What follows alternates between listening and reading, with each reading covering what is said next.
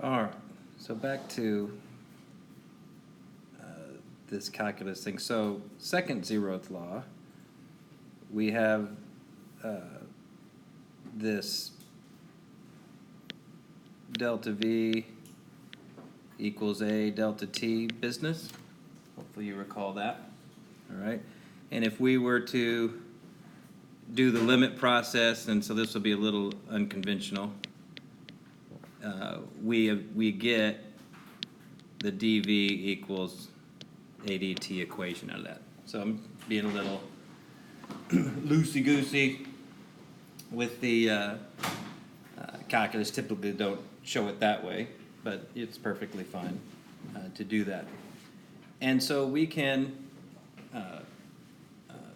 take a look at this easy calculus business. If acceleration is constant, which is what we've largely been paying attention to, then when we take an integral, we can pull that thing out in front, and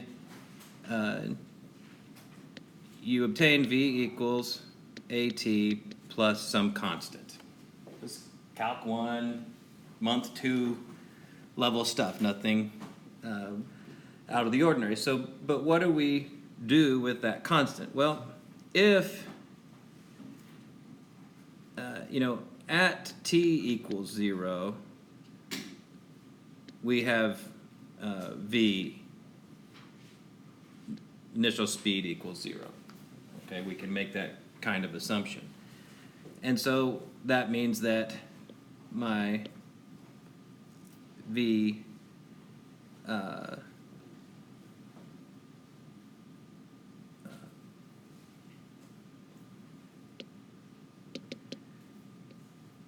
goes to this, and we just get that our constant is v naught, and the way that this boils down is then when you put it back into your original equation, you get AT plus v naught. Of course, the way we typically write this formula, v equals v naught plus AT. We've already obtained that equation a couple of ways. We obtained it from our lawmaking scheme, just from first principles. It would have shaken out of the tree of graphical analysis, which is area under the curve, which is what an integral is. So this should be easy peasy, kind of old news kind of stuff. Now, if we do the next thing, which is, take our first zeroth law business, and in the same way, do the limit as delta t goes to 0, then we're going to get a ds equals v dt. And again, if we take the integral of that, this one's not as straightforward.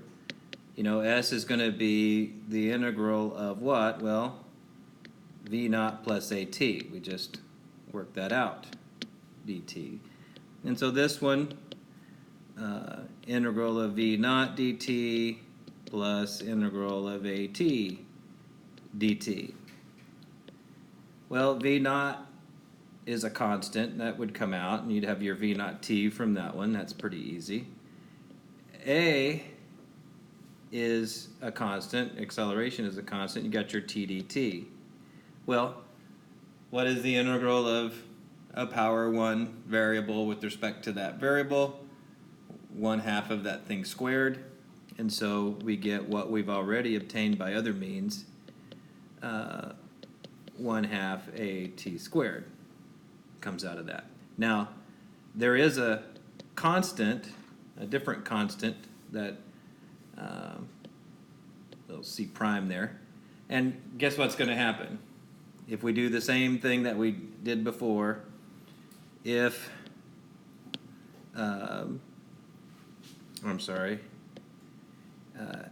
at t equals 0, s naught is 0, and that we end up getting c equals s naught. And so our final equation is the one that we've seen before. I'll scrunch it into some space here. So that constant is the initial position v naught t plus 1/2 at squared. So it's basic kinematics done calculus style. All right, so we developed it, like I said, 2 other ways that are simpler, or they're more fundamental than the calculus. It's actually, this is quite simple to do these sorts of integrals. We've had some problems where we did regular old derivatives, of a function, and you had some homework and quiz on that. And so that's baseline calculus level stuff that we'll use in the course. And so here in the next couple of weeks, we'll start to apply integrals to force and energy and functions of that sort. But pretty much for first semester physics, and to some degree for second semester, this is the level of calculus in an introductory calculus-based physics course. It really doesn't go past that. And the interesting thing is you look in calculus-based physics textbooks, most of the problems don't ask for calculus answers. In fact, when you look in the solution manuals, even in the instructor solution manuals, the vast majority of the problems aren't solved by means of calculus. Could we? Of course we could. We can solve just about anything we can think of by calculus, but calculus, what does calculus always spit out immediately?